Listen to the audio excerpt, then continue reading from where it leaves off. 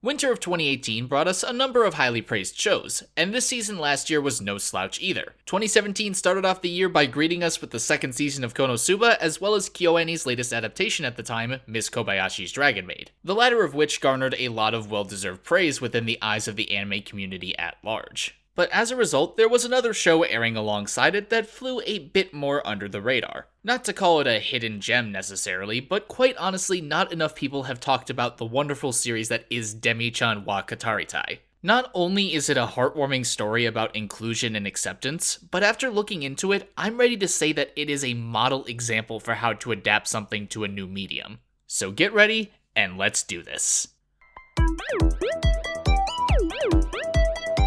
Despite being around for practically as long as entertainment itself, the art of adaptation is not an exact science. Transferring something to a new medium will always involve some level of compromise. Just as an example, with an anime, characters may look different compared to their manga or light novel counterparts. The reason is that the character designer needs to make sure the models are workable for the animators, and so changes are made to make things easier for them. This is also why the character designer for any given project tends to be an animator themselves. They know what's going to be easier to draw and work with. But I digress. These changes are small ones that, while interesting, don't have any bearing on how the actual plot of a particular work is adapted. That's something which ultimately depends on the creative vision of the director and others associated with the project. How faithful to the original do you want to be? Certainly looking at shonen manga adaptations, they tend to be pretty one-to-one, sometimes with entire scenes and shots lifted straight out of the source material. Though that doesn't mean the studio's hands are entirely off the wheel when it comes to creativity,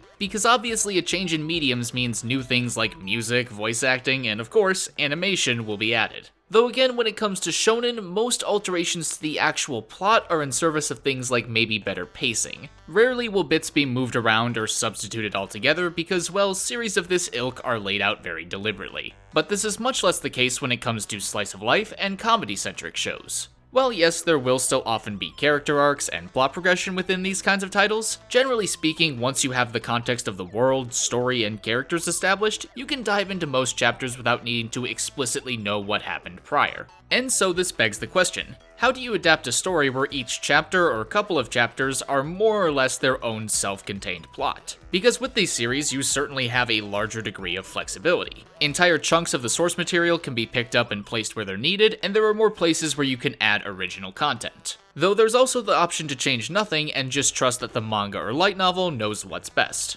But in my opinion, if a series skews more towards this end of the spectrum, it's more likely to feel segmented. Take Skillful Teaser Takagi-san from this last season, an adorable series that I have nothing against, but one that I think too often fell into this rut. Without even reading the manga, I could practically see the chapters ending and beginning on screen. And I'm not saying this ruined my enjoyment of the series, but it's an example of a straightforward adaptation that doesn't really strive to take advantage of the new medium it's being presented in. Enter Demi-chan wa Kataritai, an anime adaptation by A1 Pictures of the manga series of the same name. Looking at its contents, the structure is fairly simple to understand. A biology teacher named Mr. Takahashi has always been interested in studying monster girls or demi-humans, and as luck would have it, 3 demi-students and 1 demi-teacher end up starting school that spring. So he goes about interviewing each of them about their demi-nature as fun and awkward situations ensue.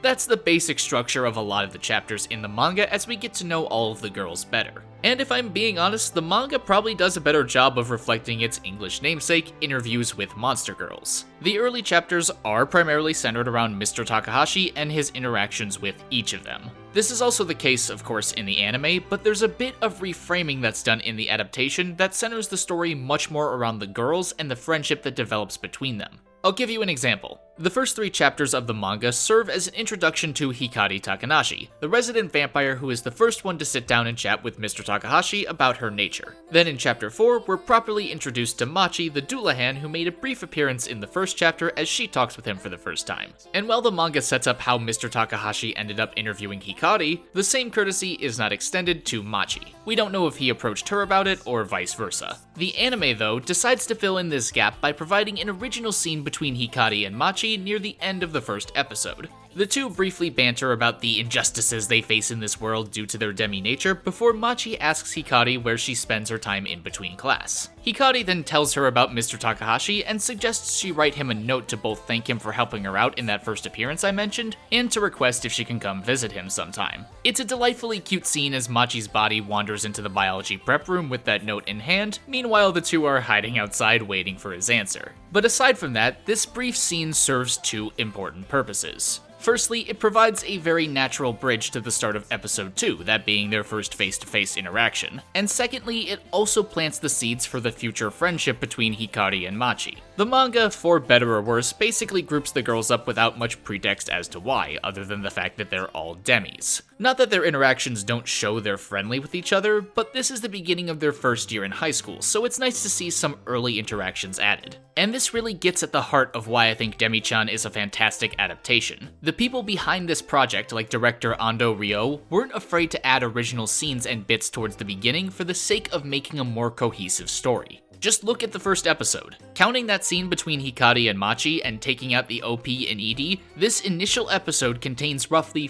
43% original content found nowhere in the manga. And just for clarification, when I say original, I mean the scene wasn't present in any way, shape, or form in the source material at any point. So keeping that in mind, this is frankly an absurdly high number for something of this genre. Looking at its contemporaries, the first episode for both Miss Kobayashi's Dragon Maid and Gabriel Dropout contained about 13% original material. The main one for Maid Dragon is the scene at the end between Kobayashi and Toru that doesn't really give us information we don't already know, and the one for Gabriel Dropout is just a short scene showing the inciting incident that led to Gabriel's fall from grace. And I really think the latter is a better comparison when discussing Demi-chan because the Maid Dragon manga does a fine job of establishing the important relationships right off the bat. Gabriel Dropout, on the other hand, feels a lot like what Demi-chan could have been, and not really in a good way. Not to insult the show, I'm just speaking from an adaptation standpoint. Because beyond the original bit I mentioned, the rest of this episode is just the first 3 chapters, albeit a little shuffled around. And as a result, it runs into the same issue I mentioned with Takagi-san, where it feels very compartmentalized. And to add to that, there's little context for the characters' relationships to one another. We're just told they're friends, rivals, etc., and go from there. Which is fine, that's one way to do it, and it probably won't make or break the show for you, but it's also playing it pretty safe by just adapting the manga beat for beat. So I can appreciate Demi-chan for going that extra mile and including scenes like these. But on that note, I think this series also makes a real effort to tackle that segmented problem that plagues these kinds of adaptations. It does so thanks to a very healthy amount of reshuffling when it comes to the source material. Like I mentioned before, this isn't uncommon when it comes to series of this nature, and it's often in service of better pacing and structure.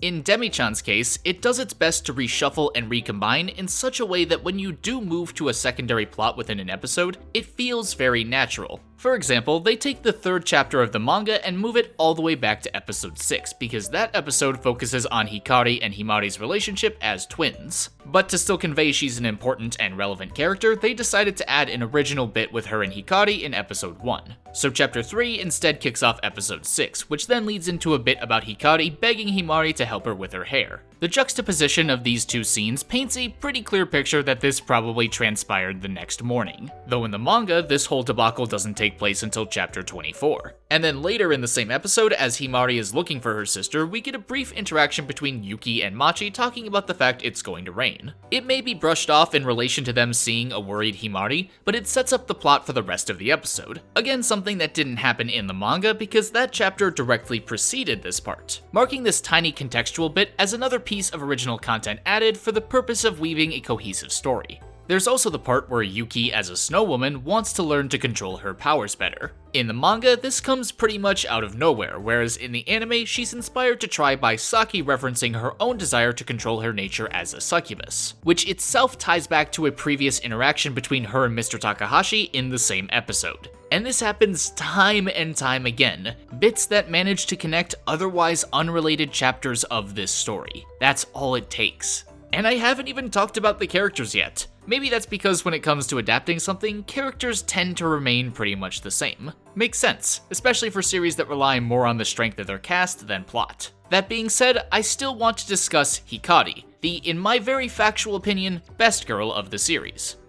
I will fight you. But I want to mention her because I again think she's a shining example of how to adapt a character in the right way. Because when it comes to the original scenes she's in, or even the scenes that just last longer in the anime than manga, everyone from the director to the writer to the animators did an outstanding job making her feel like Hikari. Allow me to explain. Especially when it comes to animation, the directors and storyboarders were essentially flying free. They needed to think about how Hikari would act and move in this completely new situation they've put her in. And I emphasize directors and storyboarders here because Hikari is a very animated character, so you need to keep that energy up in these scenes or something is gonna feel off. So I love things like this pose or this little lean right here. Neither is in the manga, but both feel unmistakably Hikari. It's again something little that goes a long way in my book. Because to me, this says they looked at this character, understood what makes her unique, and thanks to that, were able to break away from the source material without missing a beat of characterization.